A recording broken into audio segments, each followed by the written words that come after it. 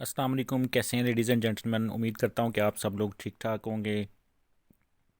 और मेरी आप लोगों से एक रिक्वेस्ट है कि मेरा चैनल जो है उसको सब्सक्राइब करें, वीडियो को देखें। ठीक है, मेरा चैनल सब्सक्राइब करें, व्हाट्सएप पे, फेसबुक पे दोस्तों के साथ शेयर करें। आज मैं आप लोगों के साथ जो टॉपिक डिस्कस करने जा रहा हूं वो ये टॉपिक है कि कौन से ऐसे दावा जात हैं पाकिस्तान के अंदर जिनको कोर्ट में फ़ाइल करने की मियाद जो है वो 3 साल है।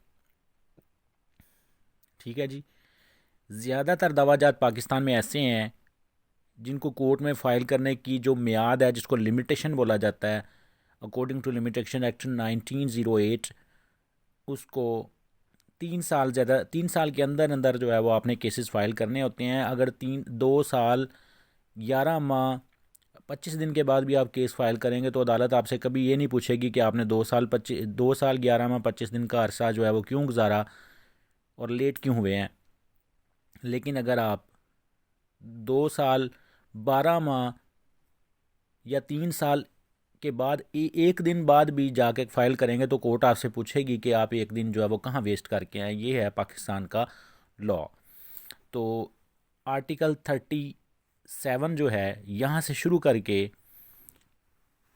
आर्टिकल जो है वो लिमिटेशन एक्ट का लिमिटेशन एक्ट का जो आर्टिकल है आपके पास 115, यहाँ तक जो है वो लिमिटेशन जो है वो ज़्यादातर दावा जात की जो है 37 आर्टिकल से लेकर 115 आर्टिकल तक जो है वो ज़्यादातर जो वो सूट जो है वो फाइल किए जाते हैं, उनकी लिमिटेशन जो है वो 3 इयर्स है। अब इनमें से ज़्यादातर जो मेन है वो मैं आपको जो है वो बता देता हूँ। जो ज़्यादातर जो है वो फाइल किए जाते हैं कचहरी में, कोर्ट्स में।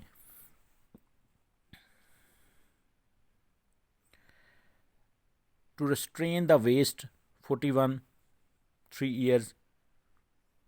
कंपनसेशन फॉर आर्टिकल 42 है, compensation for injury caused by an injunction wrongfully obtained.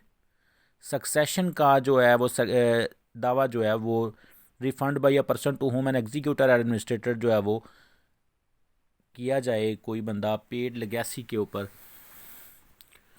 तो ये भी 3 इयर्स के अंदर करना होता है। उसके अलावा मेन दावा जाती है जो आप देख रहे हैं, आर्टिकल 47 है, 47 है, 48 है। 48 जो है, देखिए जी, 48 आर्टिकल देखें। For specific movable property lost acquired by theft or dishonest misappropriation or conversion for the compensation of wrongful taking or detaining the same. इसकी भी जो म्याद है वो 3 साल है।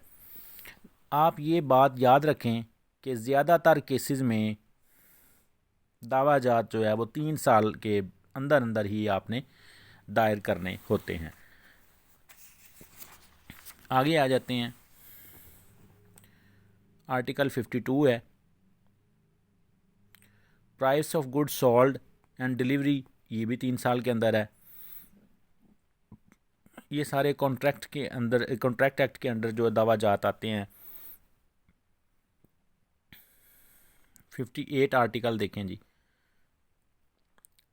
Like suit when the lender has given a cheque for the money, ये भी 3 साल के अंदर आपने दावा करना है। इसके अलावा ये सारे आप स्केजुअल में देख रहे हैं, ये सारे दावा जात जो है वो आपने 3 साल के अंदर अंदर करते हैं। अब हम ज़रा से आगे हैं जो इम्पोर्टेंट है सबसे।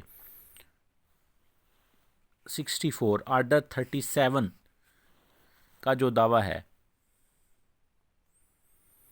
आर्डर 37 का नेगोशिएबल इंस्ट्रूमेंट का दावा, जिसमें प्रोमिजरी नोट आता है, चेक आता है। इसके अलावा कुछ और नेगोशिएबल इंस्ट्रूमेंट्स भी हैं। इनमें जो है वो डायरेक्ट जो है वो सेशन जज के पास दावा दायर किया जाता है। तो ये इसकी भी जो मियाद है, जिसको लिमिटेशन बोला जाता है, वो 3 इयर्स है। Compensation for breach of promise anything specified time और upon the happening of the specified contingency, ये कॉन्ट्रैक्ट एक्ट के तहत दावा होगा।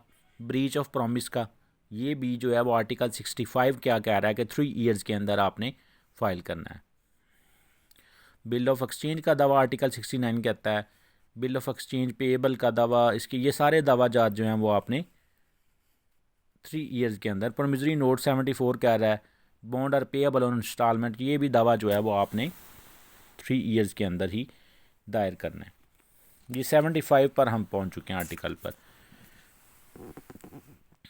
ये देखें 77 डिसऑनर फॉरेन बिल, ठीक है, प्रोमिसरी नोट, उसके बाद ये सारे आप देख रहे हैं, ये bill of exchange, surety, principal debtor और को श्योरिटी, उसके अलावा जो है ये दावाजात जो है कॉन्ट्रैक्ट इंडेमनिटी, और अच्छा ये दावाजात जो वो बहुत कम होते हैं।